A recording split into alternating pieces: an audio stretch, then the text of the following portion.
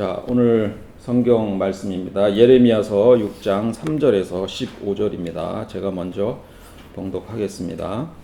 힘 있는 자든 힘 없는 자든 모두가 자기 입속만을 채우며 사기를 쳐서 재산을 모았다. 예언자와 제사장까지도 모두 한결같이 백성을 속였다.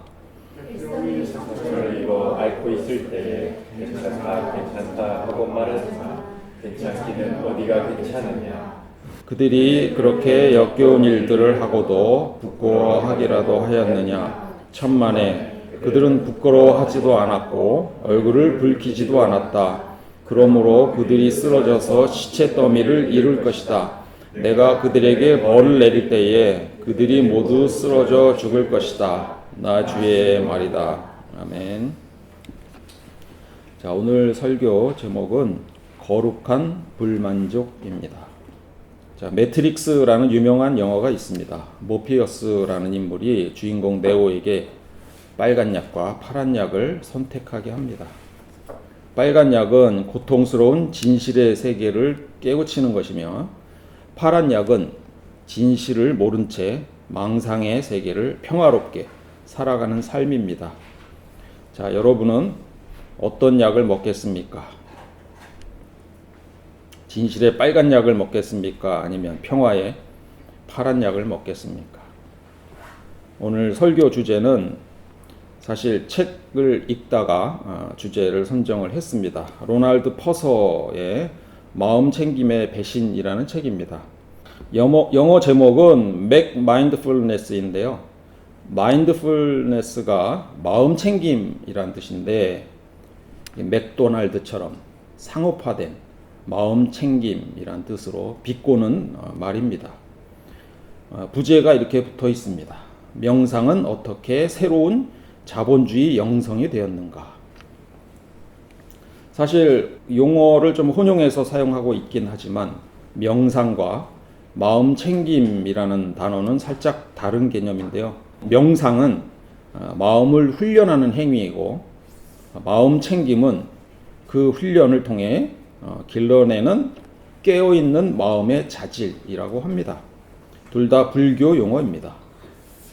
이 두 용어가 혼용되어 사용되고 있는 이유는 존 카바친이라는 미국 매사추세츠 의과대학 명예교수로 있습니다. MBSR, Mindfulness Based Stress Reduction이라는 마음 챙김에 근거한 스트레스 감소라는 프로그램을 만들면서 종교적 색채를 빼고 마인드풀니스만 상품화했기 때문입니다.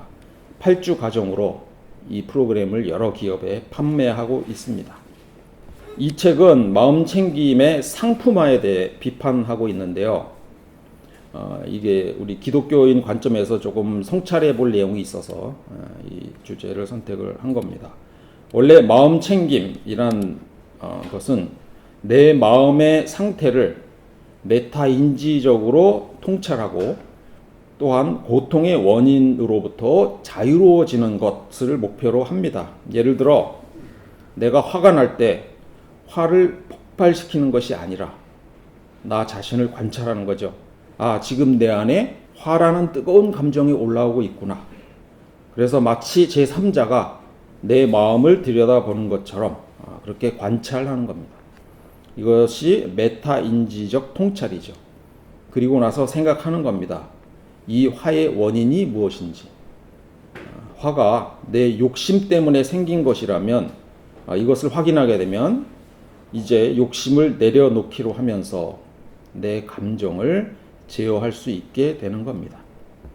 이것이 내 욕심이라는 고통의 원인으로부터 자유로워지는 것입니다.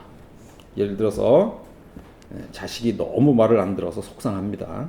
자, 이럴 때 내 자식에 대한 욕심 때문에 내 화가 생기는 안 좋은 감정이구나를 깨우치고 내 욕심을 내려놓게 되면 고통의 원인으로부터 자유로워질 수 있다는 말입니다. 그런데 만일 스트레스의 원인이 내 마음의 상태인 욕심 때문이 아니라 외부적인 요인이라면 어떻게 대응해야 할까요?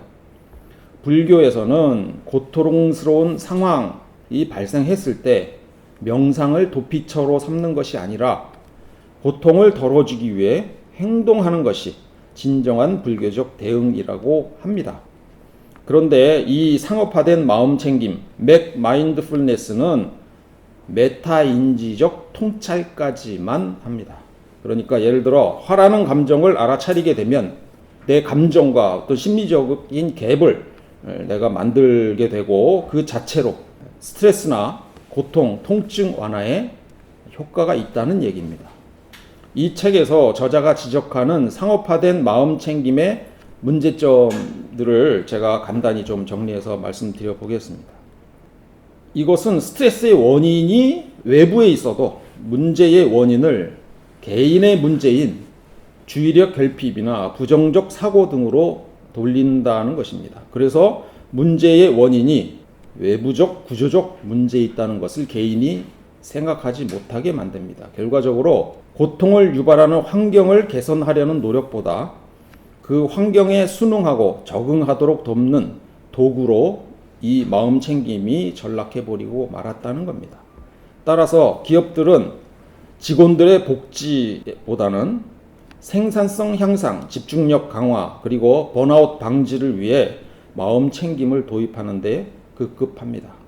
기업 입장에서는 직원을 더 효율적으로 부려먹기 위한 자기 착취의 기술로 활용되고 있다는 것입니다. 맥 마인드풀니스는 판단하지 않는 알아차림이라는 것을 엄청 강조하는데요. 도덕적, 윤리적 판단력 없이 마음을 지켜보는 것에서 그칩니다. 그래서 마음 챙김이 기업의 탐욕을 정당화하거나 군대에서 더 효율적인 살상 기술을 연마하는, 예를 들면 저격수 같은 사람들의 마음을 다루는 이런 곳에 아무 문제의식 없이 사용되고 있다는 얘기입니다. 전에 한병철 교수의 피로사회라는 것에 대해서도 제가 잠깐 말씀드린 적이 있는데요. 이 상업화된 이 마음 챙김이 이 내용과 맥락이 좀 연결되는 것 같아서 정리해봤습니다. 한병철 교수는 현대사회를 자발적 자기 착취의 시대라는 의미에서 피로사회로 정의했습니다. 능력주의 사회에서 우리는 나는 뭐든지 할 수 있어 라는 신념으로 더 성공하고 싶어서 뒤처지기 싫어서 스스로를 끝도 없이 채찍질하고 있습니다. 이전에는 누가 시키면 그 일을 하면 됐지만 이제는 나 스스로가 더 많은 능력을 가지고 성공하기 위하여 자신에게 끝도 없는 자기 개발을 요구하는 것입니다. 우리 모두 열심히 노력하지만 그럼에도 불구하고 모두가 잘 되지는 않습니다. 그래서 이젠 지쳐서 난 더 이상 할 수 없다라는 생각이 들더라도 스스로에 대한 채찍질을 멈추지 않습니다. 결국 더 잘해야 한다는 강박 속에서 스스로 무너져 내리게 됩니다. 이것이 현대사회의 주요 질병인 우울증과 번아웃의 원인이라는 것입니다. 제가 이 얘기를 왜 할까요? 능력주의 사회는 우리가 성공하지 못한 탓을 우리 스스로에게 돌리게 만든다는 것입니다. 노력하면 성공할 수 있어는 내가 성공하지 못한 것은 노력하지 않아서야가 되는 것이고, 우리의 실패가 설사 외부적인 구조적인 문제에 있다고 하더라도 실패를 스스로의 책임으로 돌리게 만든다는 것입니다. 이때 발생하는 피로와 우울, 번아웃을 해결하기 위해 사람들은 이 마음 챙김을 찾습니다. 그런데 이 마음 챙김은 시스템이 잘못됐다라고 말하는 대신 네 마음이 산란해서 그래, 명상으로 집중력을 회복해 라고 말하는 것이죠. 정신적인 에너지 드링크를 주는 것에 불과하다는 겁니다. 정리하자면 한병철 교수는 우리가 구조적으로 스스로 감시하고 착취하게 하고 있다고 폭로했고, 로널드 퍼서는 진통제를 통해서 그 착취를 지속하게 만든다는 것입니다. 다음과 같은 영어 관용구가 있습니다. 타이타닉 호에서 갑판 의자 정리하기. 배가 침몰하고 있는 상황에서 갑판 의자의 배치를 바꾸는 것처럼 상황을 개선하는데 아무런 영향도 주지 못하는 일을 하는 것을 비판하거나 조롱할 때 사용됩니다. 개인적으로 아무리 마음 챙김을 해도 원인이 바깥에 있다면 그것은 별 의미가 없다는 것입니다. 퍼서가 제기한 이분법적, 구조적 문제에 대한 적응 대 개혁의 논쟁은 기독교 역사, 특히 20세기 개신교 신학 흐름 속에서도 치열하게 전개되어 온 주제입니다. 이것은 개인의 영혼 구원에 집중할 것인지 아니면 사회에서 하나님의 나라 실현에 집중할 것인지에 대한 논쟁입니다. 19세기 말과 20세기 초 미국 개신교는 사회복음 운동과 근본주의로 양분되었습니다. 사회복음주의자들은 죄가 개인뿐만 아니라 사회 제도와 구조 속에서도 존재한다고 보았고, 따라서 정의의 실현은 개인의 회심을 넘어 사회 제도를 포함해야 한다고 주장했습니다. 반면 근본주의 진영은 오직 개인의 영혼 구원과 내세의 소망에 집중했습니다. 이 세상은 침몰 하는 타이타닉이니까 나만 구조선에 타면 그만이라는 유명한 무어의 말입니다. 이 말을 믿고 신앙을 가졌습니다. 이러한 이분법은 한국 교회에도 그대로 이식되어서 보수 교단은 개인 구원과 교회 성장에, 진보 교단은 민주화 운동과 인권 운동에 치중했습니다. 사실 극단적인 주장은 어느 쪽도 바람직하지 않다고 생각합니다. 두 가지가 모두 중요하다는 겁니다. 우리 개인의 신앙도 중요하지만 세상의 고통에 대해 슬퍼할 줄 아는 능력은 그 고통을 야기한 체제에 순응하지 않겠다는 저항의 표시이기도 합니다. 복음주의권 내에서도 이러한 이분법을 극복하려는 시도가 있었습니다. 로잔 언약이라는 게 있습니다. 복음주의 선언 같은 것입니다. 여기서 복음 전도와 사회적 책임이 기독교 선교의 두 날개임을 분명히 밝혔습니다. 제가 한번 읽어보겠습니다. 우리는 전도와 사회 참여가 서로 상반되는 것으로 잘못 생각했던 것을 회개한다. 구원의 메시지는 모든 형태의 소외와 압제와 차별에 대한 심판의 메시지를 내포한다고 선언했습니다. 이는 개인 구원과 사회 정의가 온전한 복음을 위한 통합적인 요소임을 확인했습니다. 그런데 한국 교회는 여전히 개인 구원에만 매몰되어 있지 않은가 염려됩니다. 대표적인 사례를 하나 들겠습니다. 저 분당에 있는 굉장히 큰 교회입니다. 이 아무개 목사라고 있습니다. 전에 설교도 가끔 봤지만 더 이상 보지 않습니다. 이 목사는 세월호 참사 이후에 부활주일 설교에서 다음과 같은 내용을 강조했습니다. 왜 자꾸 남에게 책임을 전가합니까? 함부로 남을 정죄해서는 안 됩니다. 그것은 범죄 행위입니다. 이 일에 대해 이제 카톡 그만 쓰시고 침묵하세요. 깊은 골방으로 들어가세요. 세월호 사고를 수습하기 위해 어떻게 도울지, 어떻게 행동할지 이런 것을 말하는 것이 아니고 그냥 아무것도 하지 말고 골방에 들어가서 기도나 하라는 것입니다.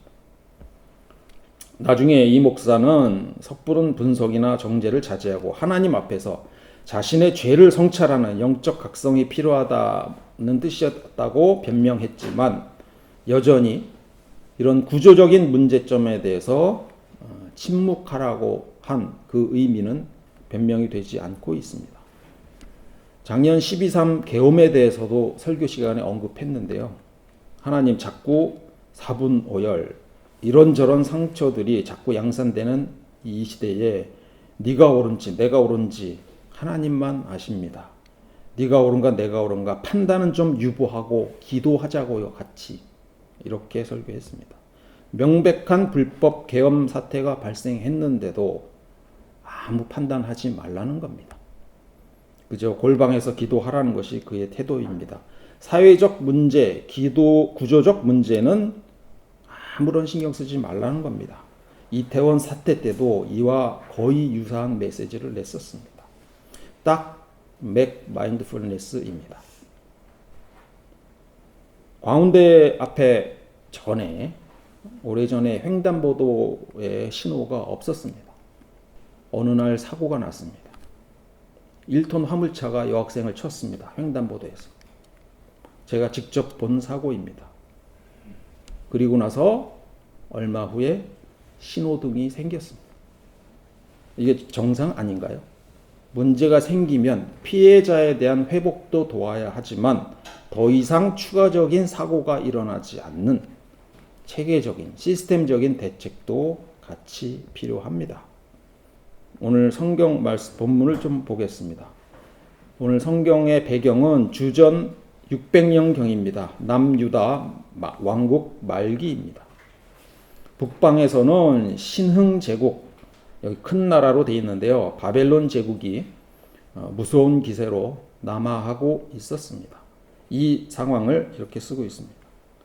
나 주가 말한다. 한 백성이 북녘 땅에서 오고 있다. 큰 나라가 온다.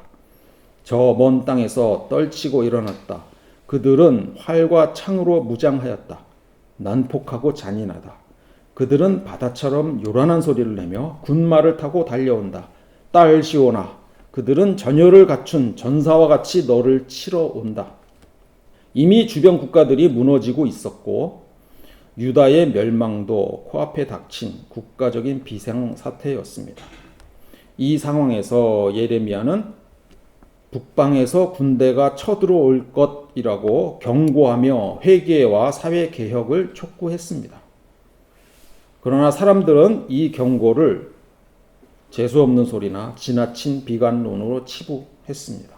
권력 있는 자들은 모두 자기 이익을 챙겼고 종교인들은 코앞에 닥친 위급한 상황을 보면서도 백성들에게는 괜찮다 하고 말했습니다. 여기서 괜찮다는 샬롬입니다. 외적인 문제가 있어도 별 문제 아니니 그거에 신경 쓰지 말고 너는 편안한 마음을 가져 라고 외치는 겁니다. 이것이 딱 맥 마인드풀니스입니다. 하지만 예레미야는 이런 자들에게 분노하여 괜찮기는 어디가 괜찮으냐라고 대묻습니다. 그리고 이렇게 경고합니다. 그들이 그렇게 역겨운 일을 하고도 부끄러워하기라도 하였느냐? 천만에 그들은 부끄러워하지도 않았고 얼굴을 붉히지도 않았다. 그러므로 그들이 쓰러져서 시체 더미를 미룰 것이다. 내가 그들에게 벌을 내릴 때에 그들이 모두 쓰러져 죽을 것이다. 나 주의 말이다. 거룩한 불만족이란 용어가 있습니다. 오늘 설교 제목입니다. 예레미야는 정의가 짓밟히는 현실에 대해 분노했고 백성들의 죄악과 임박한 멸망에 대해 피눈물을 흘렸습니다. 이것이 거룩한 불만족입니다. 슬픔과 분노를 억누르거나 믿음으로 극복하려 하는 것이 아닙니다. 세월호나 이태원 참사와 같은 사회적 비극 앞에서 충분히 아파하고 그 아픔을 공적인 애도와 연대의 행동으로 연결하는 것이 거룩한 불만족입니다. 이걸 행동으로 옮기는 것을 의분이라고 합니다. 의로운 분노죠. 거룩한 불만족은 나만 좋으면 그만이라는 마취된 평안을 깨트리는 것이고 차라리 모르면 좋았을지도 모를 깨어있는 고통입니다. 이 불만족은 단순한 분노로 끝나지 않습니다. 사랑의 실천으로 넘어가게 되는 동력이 됩니다. 선한 사마리아인의 비유가 있습니다. 강도 만난 자를 치료하는 것을 넘어서 왜 이 길에 강도가 끊이지 않는가라는 질문을 해야 합니다. 구조적 모순을 해결하도록 노력해야 되는 것이 아닐까요? 정리하겠습니다. 여러분은 파란 약을 먹고 마약 같은 위로에 취해 잠드는 신앙인이 되시겠습니까? 아니면 빨간 약을 먹고 아프더라도 깨어서 세상을 바라보고 치유하는 신앙인이 되시겠습니까? 우리가 추구해야 할 평안은 골방에 갇힌 평안이 아니라 잘못된 세상을 제대로 바라보고 구조적 문제를 개선하려고 노력하며 아픔을 치유하며 얻는 온전한 샬롬이 돼야 합니다. 그러므로 이제는 괜찮다라는 거짓 평강의 주문에서 벗어나서 구조적 문제를 직시해야 합니다. 거룩한 불만족에서 나온 의로운 분노는 괜찮습니다. 예수님도 의로운 분노를 자주 하신 분입니다. 약자에겐 끝없이 따뜻하셨지만 불합리한 구조에서 의로운 분노로 맞서셨습니다. 예수님께서는 분노에서 성전에서 돈 바꾸는 사람들의 상과 비둘기 파는 사람들의 의자를 뒤엎으셨습니다. 예수님께서 분노하신 대상은 성전의 상업화와 착취적인 구조였습니다. 가난한 이들의 순수한 헌금은 실상 착취적인 경제 구조를 위해 악용되고 있었던 것에 분노한 것입니다. 우리의 영성은 고통스러운 현실을 외면하는 도피처가 아니라 구조적 문제를 개혁하기 위해 깨어있는 노력도 함께 필요하다는 것입니다. 그것이 거룩한 불만족입니다. 그곳에서 하나님의 온전한 샬롬이 시작되기를 기원합니다. 기도하시겠습니다.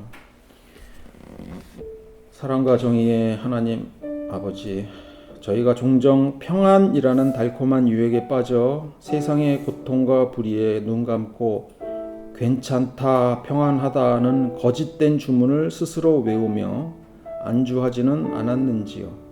저희에게 파란 약을 주면서 너희 마음이 평안을 혼자서만 느끼면 된다라고 말하는 사람들에게 속지 않게 하시고 구조화된 불의 앞에서 거룩한 불만족을 느꼈던 주님의 심정을 품게 하옵소서.